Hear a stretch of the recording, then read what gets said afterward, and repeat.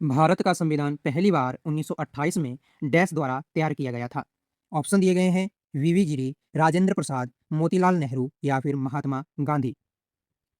तो प्यारे साथियों, इसका राइट आंसर हो जाएगा ऑप्शन सी, मोतीलाल नेहरू द्वारा 1928 में पहली बार संविधान जो है वो तैयार किया गया था।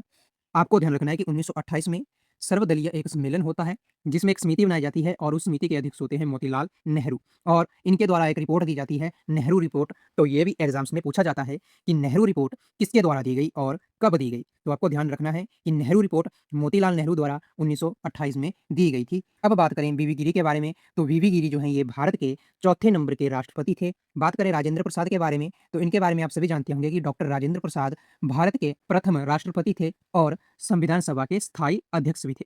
महात्मा गांधी के बारे में भी आप जानते हैं कि ये एक प्रमुख स्वतंत्रता सेनानी थे। चलिए अब देखते हैं प्रश्न नंबर 2। इसमें पूछा गया है निम्नलिखित में से कौन सा 1892 के सुधारों का विस्तार था, यानी जो 1892 में अधिनियम आया था उसका विस्तार कौन सा था।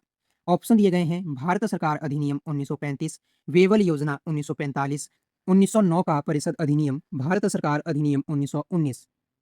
तो साथियों, इसका राइट आंसर हो जाएगा ऑप्शन सी, 1909 का परिषद अधिनियम जो है ये 1892 के सुधारों का विस्तार था। और 1909 का जो अधिनियम है इसको हम मार्लेमेंटो सुधार भी कहते हैं, ये भी आपको ध्यान में रखना है।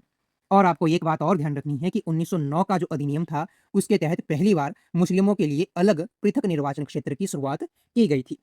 बात करें भारत सरकार अधिनियम 1935 के बारे में, तो इसके आपको ध्यान रखना है कि ये प्रांतीय स्वायत्तता के लिए था और इसके साथ साथ इसमें संघीय न्यायालय की भी स्थापना की गई थी। वहीं पर बात करें बेबल योजना की, तो ये उस समय के वायसराय बेबल द्वारा दी गई थी। और भारत सरकार अधिनियम 1919 की बात करें तो इसको हम मॉन्टेग्यू चेम्सफोर्ड सुधार भी कहते हैं, ये भी आपको ध्यान में रखना है। और इसके द्वारा द्विविभाजन यानी जो प्रांत थे उनमें द्विविभाजन की व्यवस्था की गई थी।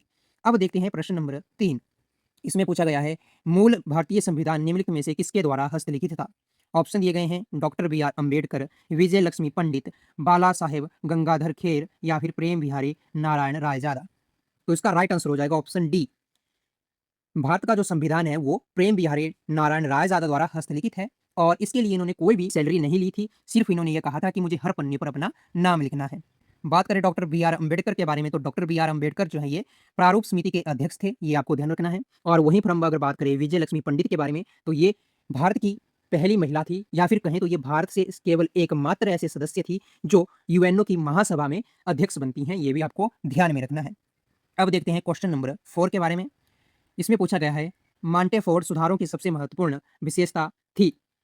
ऑप्शन दिए गए हैं केंद्र एवं रियासतों के मध्य शक्तियों का विभाजन, रियासतों में द्विशासन, या फिर केंद्र एवं ब्रिटिश राज्यों के मध्य शक्ति का विभाजन, या इनमें से कोई नहीं। तो आपको ध्यान रखना है कि जो मांटेफोर्ड सुधार है इनको हम 1919 का अधिनियम भी कहते हैं और इसी के साथ इसको मांटेग्यू चेम्सफोर्ड सुधार भी कहते हैं, ये भी ध्यान में रखना है।